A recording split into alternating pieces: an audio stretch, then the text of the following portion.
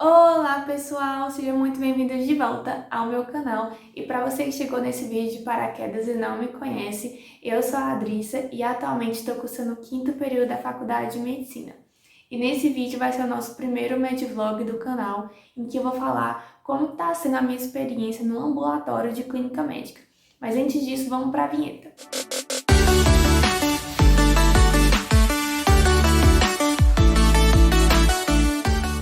Bom, pessoal, esse medvlog ele vai corresponder exatamente ao início das minhas práticas no ciclo clínico. Eu preciso falar para vocês que eu fiquei super ansiosa no meu primeiro atendimento, mas quando eu estava conversando com os médicos que me acompanhavam, eles me esclareceram que nesse momento a gente precisa focar muito na relação médico-paciente e esquecer de lado um pouco a questão de diagnóstico.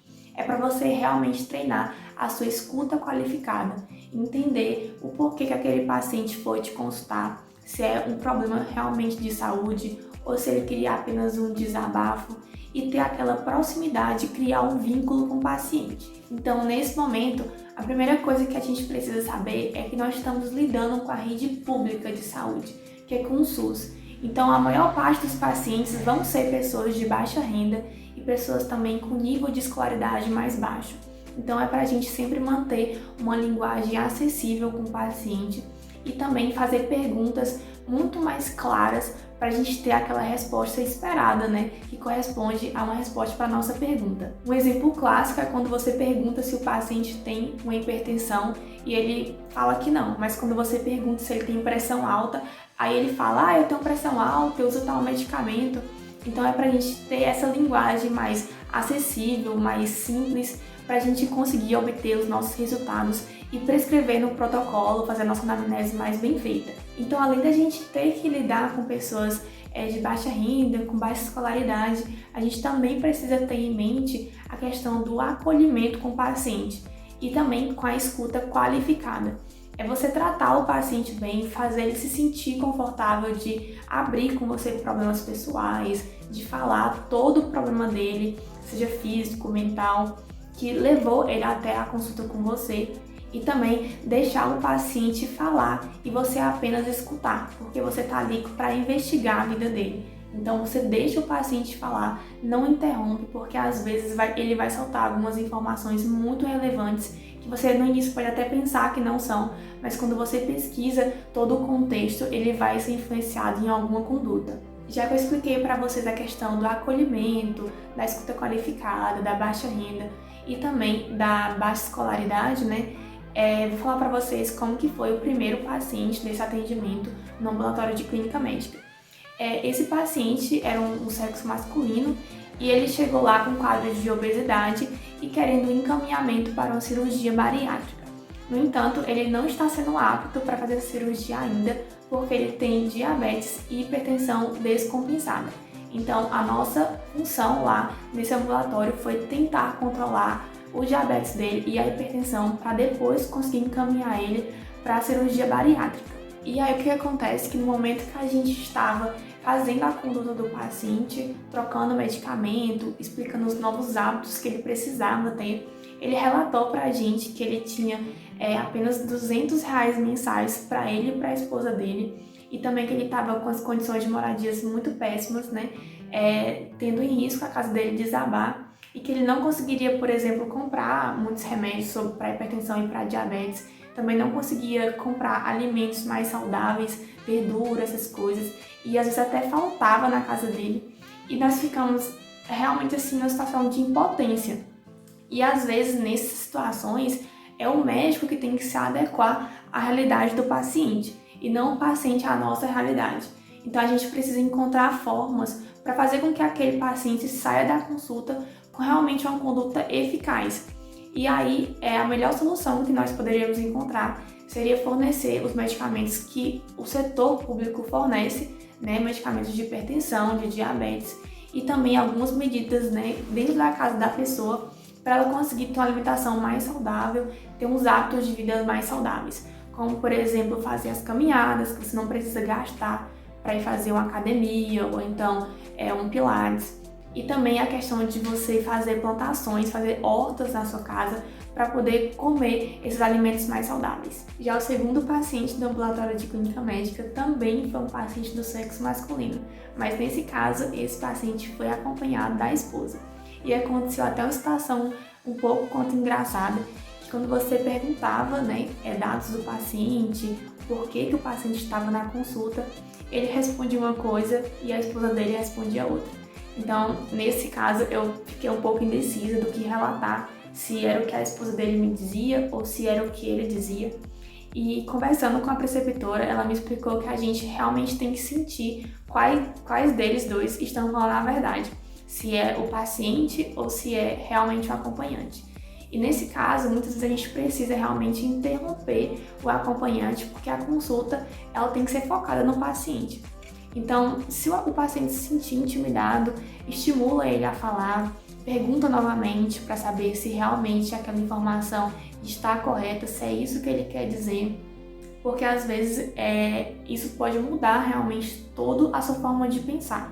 Como nesse caso o paciente era do sexo masculino, a gente sabe que os pacientes do sexo masculino têm um histórico de relutância para ir ao médico, então eu levei mais em consideração a opinião da esposa dele.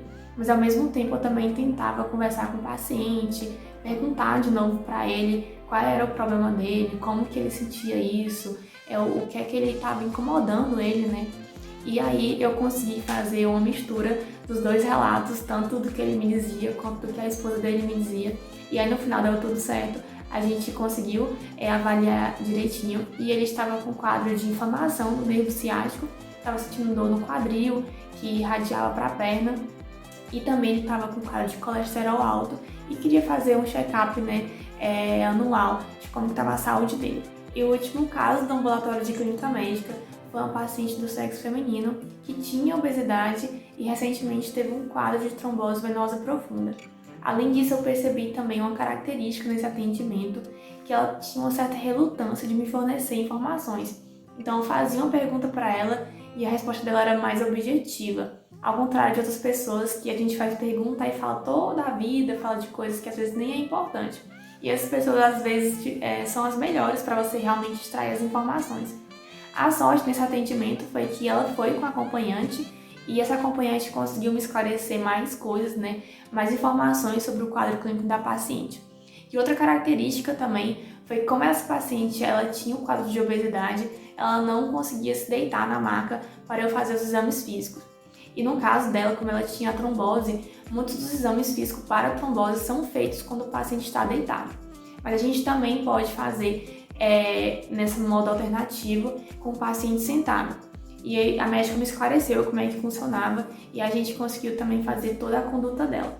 Mas, no mais, a gente tem que ter em mente que vamos sempre ter pacientes que são mais sucintos, pacientes que são envergonhados, pacientes que vão falar de toda a vida e é pra gente estar sempre adequado a todo esse tipo de situação e voltar de novo naquela escuta qualificada e no acolhimento do paciente, porque às vezes é isso que eles procuram no médico, É um médico que tá lá se mostrando interessado no problema da pessoa.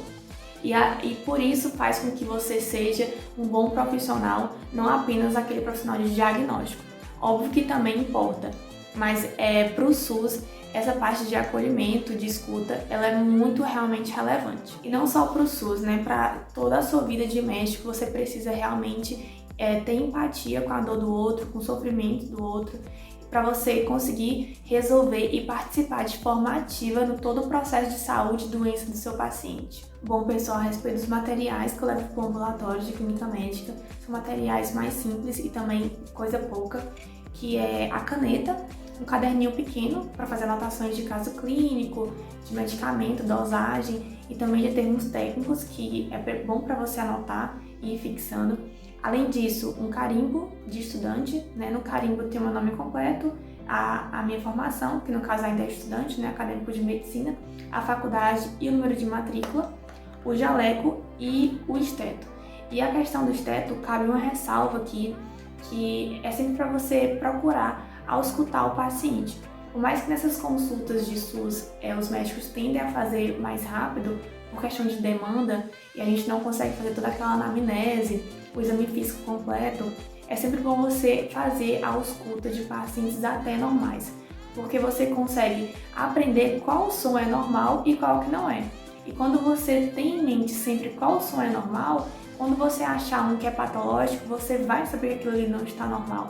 Então, por mais que você não consiga identificar por que aquele som é patológico, não consiga fazer o diagnóstico, você vai ter em mente que aquilo ali precisa ser investigado e que não está bem o paciente, e aí vai fazer com que você vá atrás de fazer o diagnóstico mais preciso. Além do esteto, é bom também ter o esfígmo para você aferir a pressão. No meu caso, eu não tenho porque a faculdade fornece, mas é um ótimo equipamento para você investir. E algumas pessoas também costumam levar fita métrica para fazer circunferência abdominal, altura e essas coisas mais de antropometria, porque muito paciente também é obeso. E no mais, questão de materiais é coisa simples mesmo. E é isso, pessoal. Esse foi o nosso primeiro Medvlog do canal. Eu espero que vocês tenham gostado e que essa troca de experiência tenha sido enriquecedora para vocês, tanto quanto foi para mim. Não esquece de se inscrever no canal, de deixar o like se você realmente gostou desse vídeo e de ativar no sininho, porque eu vou estar trazendo conteúdos novos para vocês toda semana. E a gente se vê então no próximo vídeo.